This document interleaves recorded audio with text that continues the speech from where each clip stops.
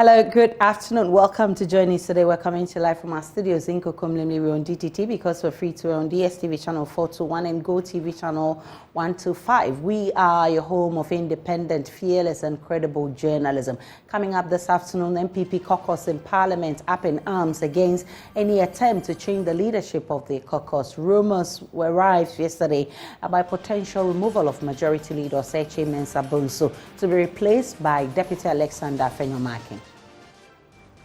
The publication that are going wrong is not true, it's false, that the caucus, the majority caucus, have not made any changes in its leadership. Also, Electricity Company of Ghana says it will not restore electricity at the Accra Academy Senior High School without any commitment from government. We'll hear from the ECG that says it does not know when that commitment will come. I believe whoever the paying agency for the school is would have to make a case for them. That's the only way we can see that the school will be reconnected. Plus, for the rest of this month, we'll put the spotlight on the National Health Insurance Scheme, which appears to be struggling, forcing NHIS card-bearing patients at the Kolebu Teaching Hospital to pay more for basic health care. Use the National Health Insurance for my card, but when I'm about to do the lab, I paid the extra too. I paid, so I can say it's only for the card, because for the extra I paid, the lab too I paid for it. And internal security for elections is the sole mandate of the police service. That's according to security experts reacting to the Ghana Police Service's stance on involving the military in providing election security. We're also live on Facebook, YouTube, Instagram, and X Spaces via JoyNews on TV. My personal handle is @Denana Aisha. Please do stay for details.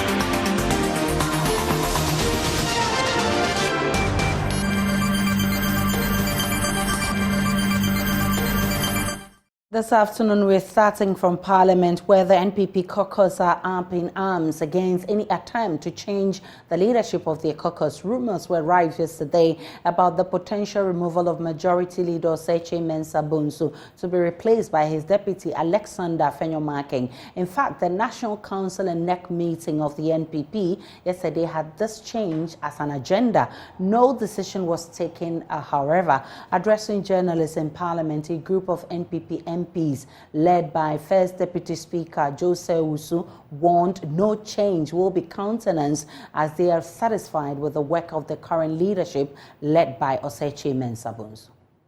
We invited you here this morning because of some publications that have gone haywire in respect of the leadership of the majority caucus. We are here to inform you, and through you to the world, that the publication that are going wrong is not true, it's false, that the caucus, the majority caucus, have not made any changes in its leadership. The majority caucus has not contemplated making any changes to its leadership, and that we tell the whole world, Ghana, to ignore any such publications. And I want to assure you that we have confidence in the leadership as they are, and the status quo shall remain. We are aware that upon the nomination of one of the deputy whips as a minister, a replacement will be made. That replacement will be made by the caucus when we have had the opportunity and the time to consider the appropriate replacement. This is all the information we want to share with you, and to, through you, tell the world that the leadership of the majority caucus has not changed.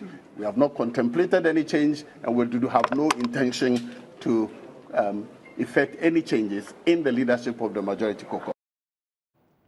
Well, Dr. Mahamudu Bawumia's campaign gains momentum as the National Executive Committee of the New Patriotic Party finalized 30 individuals to fight for power in the December elections. Key figures in the campaign team include former Minister Stan Botwe, Dominic Nitiwo, former flag bearer, hopeful engineer Kwabena Nkrumahs, and Hawa Kumsen. The announcement was after a closed-door meeting between the National Executive Committee and the National Council of the party. General Secretary Justin Kodia made the official announcement. We will have the national chairman, the former President J. Kufuor, President Nana Akufo-Addo, chairman and members of the National Council of Elders, former national chairman Mr. Freddie Blay, Madam Elizabeth Ohene, Reverend Joyce Ayi, and Madam Akusia Frima Osei Pare as campaign or as members of the Campaign Advisory Committee. The General Secretary of the party will be in charge of the campaign operations. And the wings of the party, the volunteer groups, the identifiable groups, the persons with disability desks will all be under operations to be headed by the General Secretary and deputized by the national organizer, Henry Nana Boakye. The campaign strategist and campaign chairman, there's a difference between the flag bearer position. Flag bearer is the overall chairman for the campaign coordinating committee. But the campaign chairman and strategist will be Honorable Dambuchi, former General Secretary and MP for Accra. The campaign, we have two campaign vice chairpersons, Mr. Fred Owari and Nana Akomia, as the two campaign vice chairpersons. We have Honorable Frederick Opariansa as the campaign manager for the 2024 elections, and he will have 3 deputies.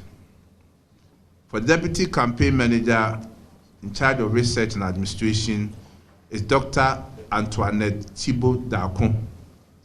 Deputy campaign manager for parliamentary campaign will be Honorable Obi Amwa, MP for Kwabena South. Then deputy campaign manager in charge of presidential campaign will be Dr. Ibrahim Anyas. For Electoral Affairs Committee, it will be headed by Chairman Peter McMenu as the chairman for the Electoral Affairs Committee of Campaign 2024. Meanwhile, the NEC has set up a 3-member committee on the Yendi parliamentary elections. Justin Kodia again. On Yendi, the National Executive Committee took a decision and has given the matter to a 3-member committee to communicate the decision of the National Executive Committee to all interested parties. And once they communicate the matter to them, and whatever decision that has been taken will further be communicated to our friends from the media. But we feel that we need to speak to the parties first before we come out with the decision of the National Executive Committee. Then again, the National Executive Committee also took the opportunity to reiterate that per our rules and regulations, we said that in constituencies where we don't have certain members of parliament, in the rules and regulations, officers were to recuse themselves from their various positions. And after the elections, they will assume their positions. That rule still stands. Let's stick with elections, because internal security for elections is the sole mandate of the police service. That's according to security experts reacting to the Ghana Police Service's stance on involving the military in providing election security. The Ghana Police Service has expressed on Monday outrage at what it calls an unfortunate statement made by Deputy Commissioner of Police Gabriel Wabu during the launch of JoyNews' Election 2024 comprehensive coverage. The DCOP indicated the military will not be involved in the security operations in the 2024 elections. But the Ghana Police Service in a release says what the Deputy Commissioner of Police stated do not represent the views of the Ghana Police Service. Before we hear from the experts, listen to DCOP Wabu on military involvement in elections. To tell you the fact, sensitization is ongoing. We and the sister security, that is the prisons, the fire, immigration, all are on the table. They all doing what they can do to finish. Training is ongoing, vigorous training, of course. Equipment have been gotten, and as at now, we still have even recruits under training, and all is geared towards 2024 elections. And I tell you what, officers of probably 300 are going to go to the college, and they would definitely pass out before 2024 elections. So these are some of the ways and then the measures that we have put in place to, see to it that 2024 election becomes a success. Apart from that, the DCOP, I mean, you're talking about training and all, but for many Ghanaians also, learning from what happened in 2020, where some Ghanaians lost their lives during the elections, they would want to know, what is it that the Ghana Police Service has put in place to ensure that not one person loses his life during this election period? Yeah, just as I said, if you looked at 2023, the elections that we conducted you could see that all were incident-free. This is the status, and we have learned out of it, we have taken notes out of it, and so we know where we are moving What forward. have you learned out of these? Like how we organize it, how we organize all those elections that within last year, and whatever happened in 2022, a lesson has been learned out of it. We're not maybe going to involve the military as it were, because it was not even the police that came out with this issue. So it's going to be only the military, the police, the prisons, fire, and then immigration. That is going to conduct these elections. They are going to support us. It is our baby.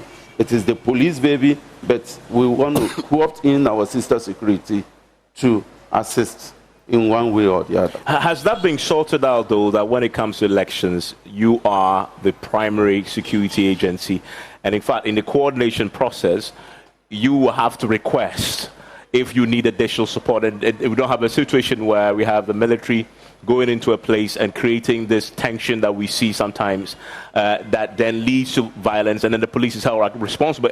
But there's a military that has been deployed sometimes without your knowledge. And I'm saying this on the back of Ayawaso West Wagon. And when the commission work was done, it was streamlined with the police being the arrowhead. Has that been sorted out for this year? That has been sorted out by the Inspector General of Police with his POMA members. And it's a clear-cut issue. Every internal issue is the police duty.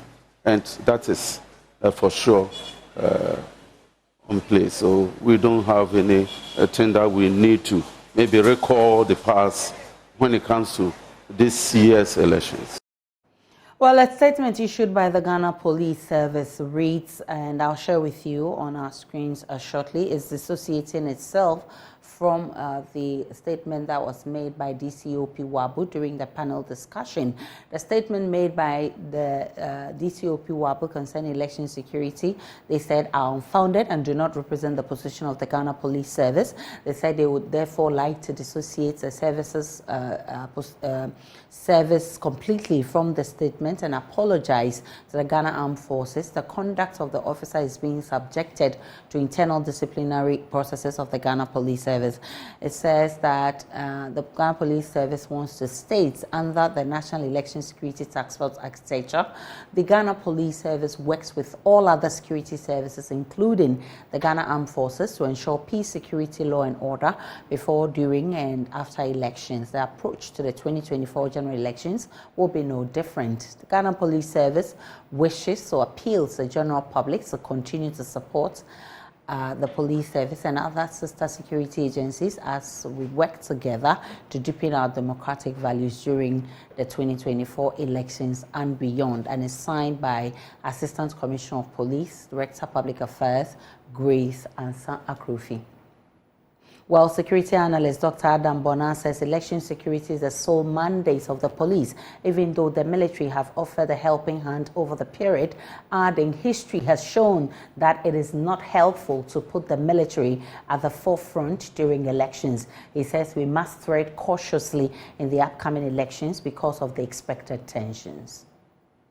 Election is a matter of internal security, but that's not when it comes to general elections. You realize that the police is usually overstretched.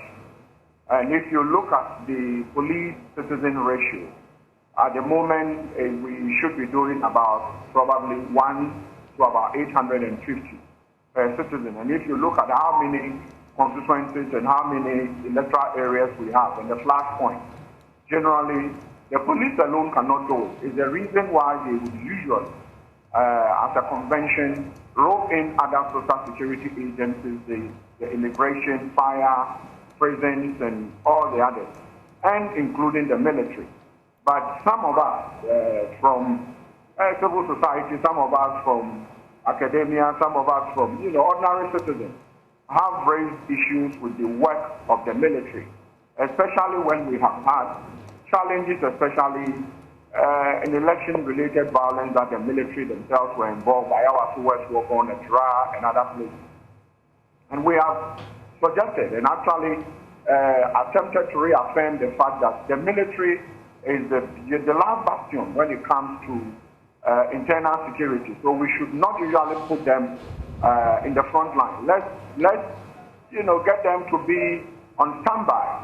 If probably things go out of hand, then we can rope them in.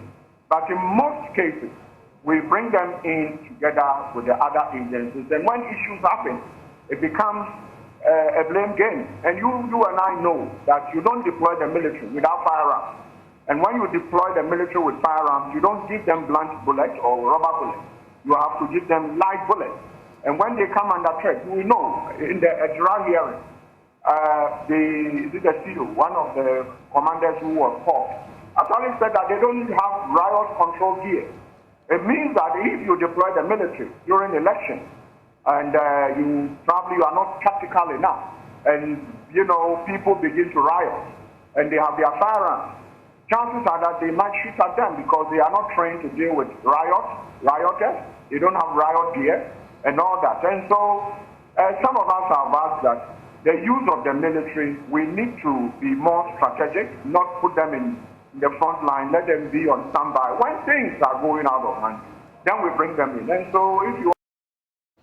We can now go back to Parliament, where the majority caucus is resisting an attempt to change its leadership. Let me speak with Parliamentary Affairs correspondent Kweku Asante with more. Kweku, with which other MPs are back in this position?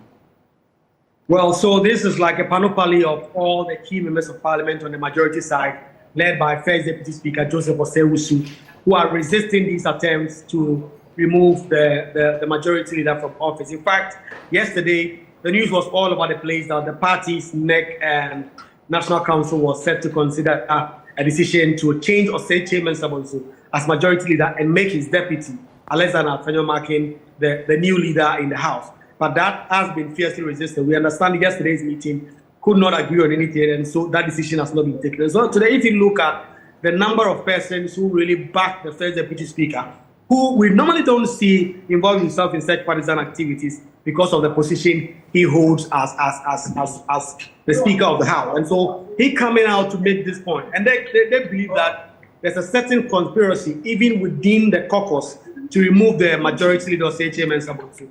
Just a few weeks ago, the rumors again were right that the majority leader was penciled for the foreign affairs position. That did not happen. And so the expectation generally was that he was going to stay on as majority leader and see off the 8 months that is left of his term.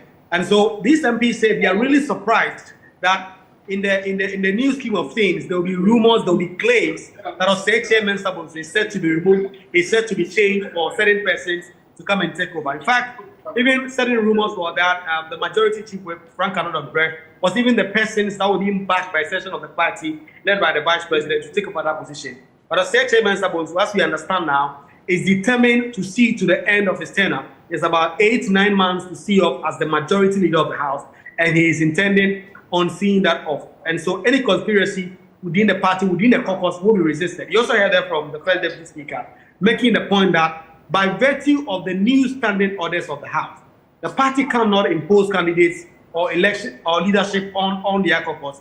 And that is only the caucus in Parliament that can effect this change. And so the party, despite there being a contrary position expressed in their constitution, they cannot make this change. And it's only they in Parliament who can do that. And as of now, they have not contemplated on any decision at all to make such changes. The caucus insists they in Parliament are not the only ones who can change the.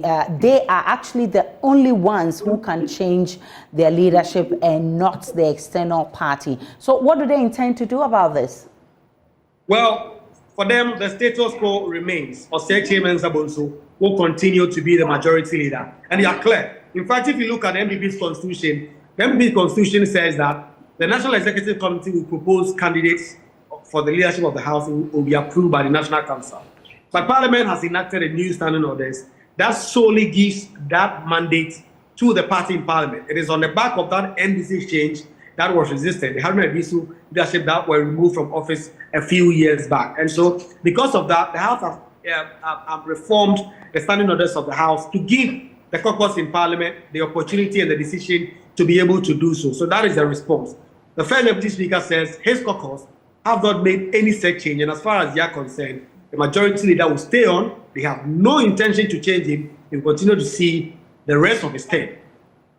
Do you actually ask the group of whether they feel there's an attempt to remove Osei Chairman Sabonso? What was their response? Well, they are a little political about it. Of course, they do not want to bring any chaos within their caucus. But certain NPP MPs, you speak of the record, clearly see that yesterday there was a certain coordinated attempt in the media, sponsored by elements either within the current leadership in the House or within the party to make these changes. And so the first deputy speaker responding to the record tells me that as far as they are concerned, they do not see any conspiracy to remove Osei Chairman Sabonso as leaders. But certain persons that you speak to of the record clearly tell you that they believe there may be a certain coordinated attempt by certain elements within Parliament and outside of it to remove Osei Chairman Sabonso as leader. And this is not something they are going to countenance. It must be emphasized that Osei Chairman Sabonso, the current leader, has been in Parliament leadership since 2000. He has been the ever-present member of leadership since 2000 in either the minority or the majority side, depending on where the NPP is in Parliament, depending on those times. And so they really believe that, given that he is expected to retire from Parliament at the end of this meeting, this is not something the party should be contemplating. They should let him see out his term, leave, and then if they can appoint someone else in the next Parliament, they may do so. But as far as they are concerned, there being a conspiracy or there being none, they are not going to countenance that. Osei Chairman Sabonso remains their leader. Kwabena Nkrumahs is our parliamentary affairs correspondent. We'll bring you more from Parliament in our subsequent bulletins. Let's get on to other stories. The Electricity Company of Ghana says it will not restore electricity at the Accra Academy Senior High School without any commitment from government. Students and teachers of the Accra Academy Senior High School last night were plunged into total darkness as the school faced disconnection by the ECG over unpaid accumulated bills. The situation affected the studies of nearly 4,000 students of the school on Monday. Stanley Nibleu visited the school and came through with this report. The Accra Academy Senior High School is indebted to the Electricity Company of Ghana. On Monday, February 19th, personnel from the ECG went to disconnect the school from the national grid. Teachers' bungalows, which consume prepaid credit, were also not spared. Eventually, the school was plunged into thick darkness as some students resorted to the use of torchlights for their studies at prep. But even that, not everyone had the opportunity to study because they do not have torchlights. For the boys' school prefect, the situation is difficult. It was a surprise because it has never happened before, and even our home masters that pay for their prepaid, they are still in the blackout, which is a shock to all of us. So all that we are asking of the authorities is that due diligence must be done so that our state can be brought back to normalcy. If it continues, how is it going to affect, your activities on campus? It will go a long way to affect us because basically everything we do here requires electricity, from our ironing to even our assembly times and everything. So the absence of electricity will affect us big time. Well, earlier on News Desk, External Communications Director of ECG, Leila Abubakar, explained that disconnection follows constant engagement with the school to settle their bill, adding the lights will only be turned on after the over 480,000 bill is settled or some commitment is made by government. I believe whoever the paying agency for the school is would have to make a case for them, either through payment or through some assurance to ECG of a swift payment for the school. That's the only way we can see that the school will be reconnected soon. Regardless, we're not doing this because we are insensitive. There is a docket that the National Task Force works with, and wherever they find themselves, they do the disconnection. They have a conversation with whoever the management is.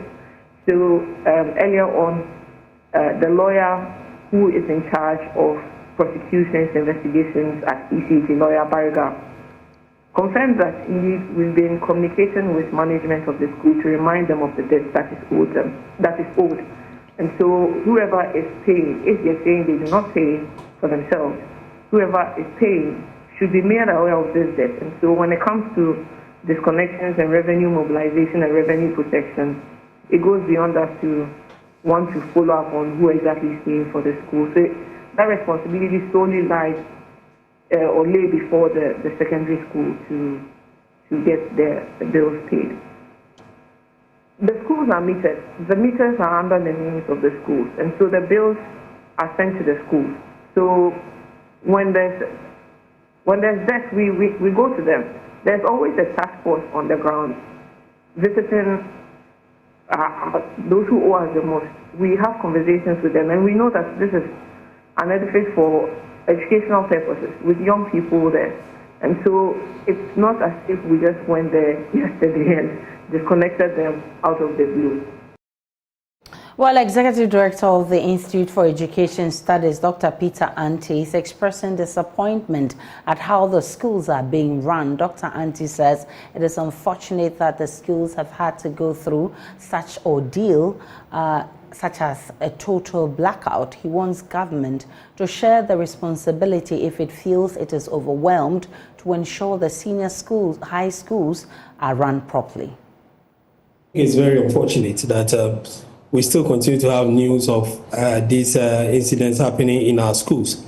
I think somewhere last year, December around 18th, 19th, there was a discussion about this even on the floor of Parliament, and they spoke extensively about the rampant light-offs in various educational institutions. And I think it was made clear that the Ministry of Education and the Ghana Education Service should take proactive measures to ensure that at least our secondary schools are not taking off the national grid just because they owe. And I believe the impact of this on the students' academic work and general well-being is enormous, and nobody can downplay that. So it's unfortunate that schools in Accra are experiencing this. So you can imagine what is happening in schools outside Accra, and the challenges that these school administrators, especially the headmasters and the other people are going through. We only move from here when the one in authority agrees that there's a problem. Because we can talk about it, we can write about it, at best we can demonstrate about it, but you have no power, authority to change the system. Okay, so when the one in authority agrees that yes, there's a problem, we need another way to handle how we are going around all these things. Because you see, when you remove the barrier of finance, every literature, anybody into policy planning will tell you, in education system, will tell you that the next variable you have to put under check is enrollment. So we knew that the very moment that we were introducing free SHS, enrollment was going to go out to the roof. We were able to bring in some innovation and then do the double track. Once we were doing the double track, we should have made conscious effort to improve upon in the infrastructure in our schools. Now we don't know what is happening. We decided to go and do other kinds of projects within the same education sector. Okay, and then those schools that we know the number of students that would want to go to those schools every year, we did 1 or 2 infrastructure challenge projects there, and we left it just as it is.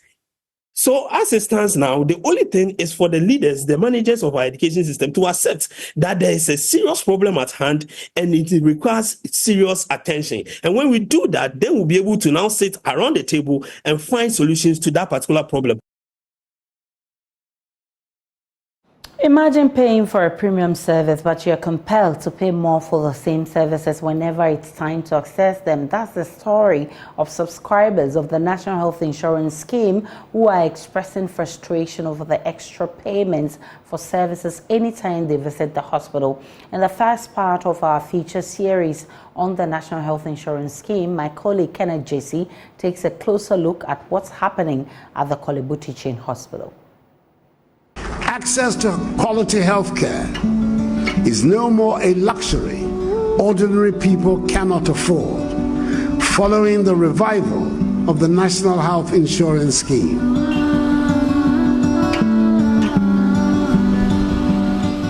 Following its establishment in 2003, the National Health Insurance Scheme was intended to provide equitable access and financial coverage for basic health care services to all Ghanaians. But more than 2 decades after its establishment, the scheme appears to be struggling. At the Korle Bu Teaching Hospital, which is the nation's biggest referral health center, patients from far and near come to receive medical care. However, quality health care here comes at a cost, even with a valid National Health Insurance card. Most of the drugs I've been told to buy are not covered by the National Health Insurance Scheme. Meet Cecilia Borden. Her son was knocked down by a car in the central region where they reside. He was rushed to the Fiankwanta Hospital in the western region. But the son had to be quickly transferred to the Korle Bu Teaching Hospital owing to the severity of his injuries. Cecilia shares how she has had to pay more money than she thought she would after being told the health insurance does not cover most of the medication needed for her son's treatment. Initially, I was told the health insurance does not cover the cost of that drug, until the chemist informed me it is indeed covered by the National Health Insurance Scheme. Since then, I have paid for all the drugs that have been prescribed for my son.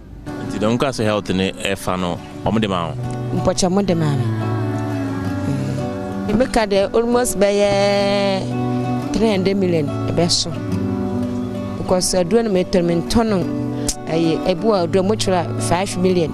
A boy says my martin low 2 million.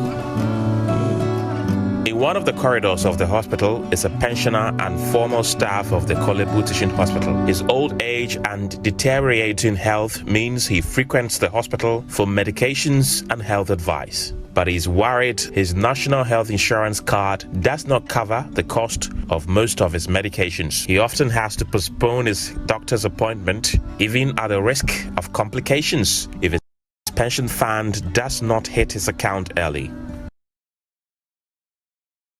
Live on JoyNews Today, we're coming to you live from our studios in Kokumlemle on the fan of our streets. Let's take a break. When we return, we'll bring you the very latest coming from the world of business.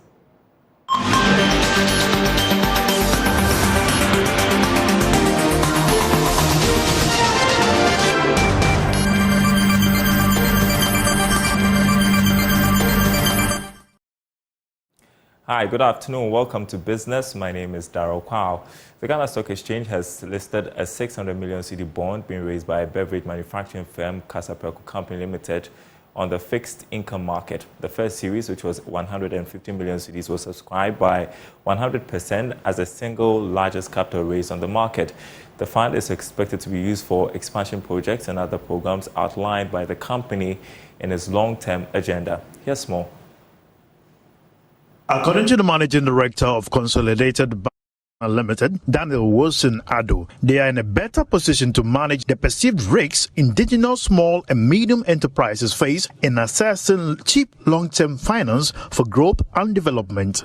On the one part, Casapreco would have the capital to first of all grow its business, have the capital for working capital that is needed to be able to satisfy its customer base. And at the end of the day, we'll be able to put together a structure around the funding of its balance sheet. This move by Casapreco to list the bond on the fixed income market underscores its commitment to growth and operational excellence within Ghana's vibrant economic landscape. The first tranche of 150 million cedis, which was listed today, makes it the single largest capital raised on the market by a local manufacturing firm. Managing Director for Casapreco, Peter Atie, is confident that the move will accelerate growth for the company. And we felt the Ghana Stock Exchange is giving businesses the opportunity to come into the market, open up and get cheaper funded and more sustainable funded. That's the main reason why we came to the stock exchange. And for us, many Ghanaian companies wouldn't want to open up and be public, but we believe that being a public company is more sustainable and in terms of growth also supports growth better. So that's the main reason why we came onto the Ghana Stock Exchange. How was the journey? I mean, being able to raise such an amount in such a tough economic environment? I think that the journey has been okay. I believe that the market was waiting for a corporate company to come onto the capital markets.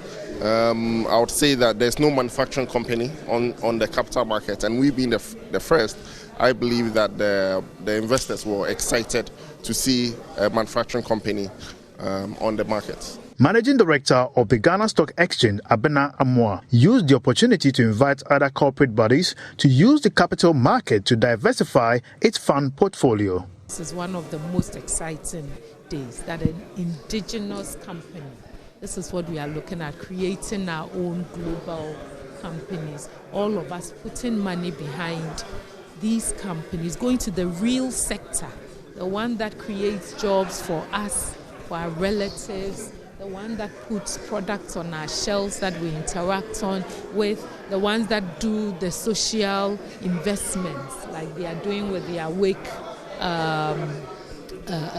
mineral water and their commitment to support good behavior, good corporate citizen as well. So this is what we are calling all Ghanaian companies to come up, step up, run their businesses in a way that they have one set of solid accounts. It's profitable. We are seeing the product, we are buying it, and then we have an opportunity to invest in it as well. Casapreco has products sold worldwide under a variety of brands in the bitters, whiskey, and other drinks category. Now, Country Director of the British Council, Nidodu Dodu, has called on Ghanaians who have studied overseas to invest the wealth of knowledge and experience acquired in the local economy. According to him, proper higher education opportunities is a game changer needed to propel the socio-economic development Ghana desires. He spoke at the 2023-2024 Study UK Alumni Awards Ghana. The Study UK Alumni Awards recognize outstanding achievements made by international alumni of a UK education, bringing positive change to their communities, industries, and countries. The awards celebrated winners from 3 categories. Speaking at a ceremony, Country Director of the British Council, Nidodu Dodu, charged alumni to chart a path of change in their various communities and industries. The finalists have demonstrated passion and expertise in their respective fields and are yearning to play an active role in the development of their communities. The British Council prides itself as an organization that focuses on and creates purpose. We are intent on creating open and inclusive opportunities for all, and one of the most vital areas for this effort to yield benefit for everyone is certainly education. We have organized projects that have showcased the talent and passion of young people in Ghana and across Africa. Professor Justice Moses Kwabena, winner of the Science and Sustainability category, explains how knowledge gained over the years in biostatistics and data analytics is helping shape policy. So what I try to do in my field is to develop a method called geospatial modeling, which trying to quantify the effect of place on under 5 child malnutrition. That is, where you live, does it have any chance of exposing you to malnutrition or protecting you against malnutrition? So that the communities where the chance of you becoming minority is very high, the little resource in Ghana, policymakers can send the little one over there. Because in that case, it's not possible to roll out an intervention that can cover the entire Ghana or the entire country. On her part, Dr. Margaret Wickham Kukeba, the Dean of the School of Nursing and Midwifery at the CK Tadam University of Technology and Applied Sciences, emerged on top in the social action category, detailing how beneficial study in the UK has been. When I got to the UK, I saw a lot of things that differed from what I had in Ghana, and from the way you are guided to learn is very, very critical. You are not just limited to recalling what you've learned. You are stimulated, if I can say, to think critically, and that really shaped my future and where I'm coming from and where I am now. The winner of the Business and Innovation category, Dr. Dan Vincent Amon, shares how he hopes to lead the charge to revolutionize the health financing sector. And so I finished medical school and then I started working, and then the first few experiences that I have are not so exciting. You meet clients who you have offered them the care that they need, but they just don't have the means to be able to afford the care. And I start to look at what are the other options that we can give to our clients. And so that is when I fell in love with health financing, health insurance, economics. All right, and that's it for the segment. Sports is up next.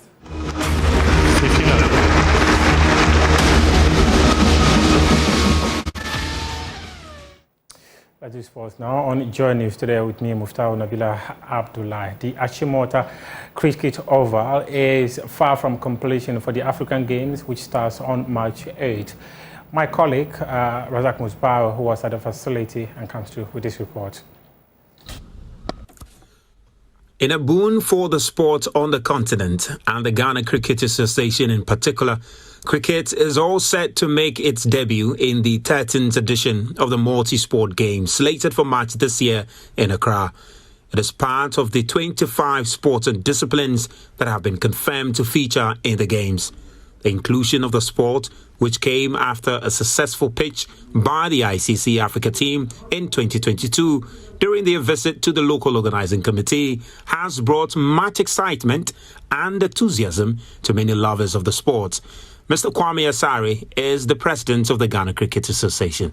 To be honest with you, I am in Cloud 9 because I don't think I've seen anything of this stature before, and I think it's history in the making for cricket, and I'm overly excited about this thing. 16 teams consisting of a men and women's team from 9 countries, including South Africa, Kenya, Uganda, Nigeria, Namibia, Tanzania, Zimbabwe, Rwanda and Ghana will participate in the T20 cricket tournament. Meanwhile, the Achimota Cricket Oval, which will host the games, is far from ready.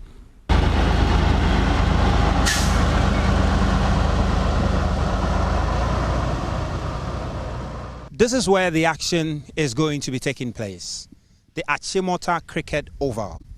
And there are 2 fields here. There's Oval A and there is Oval B, which is on my right. Now, work is not entirely complete at this ground. The road, the inner road to be precise, is still underway. And you can see the contractors busily trying to get the road done. And from what I pick, is that this should be completed in a week or 2 from now.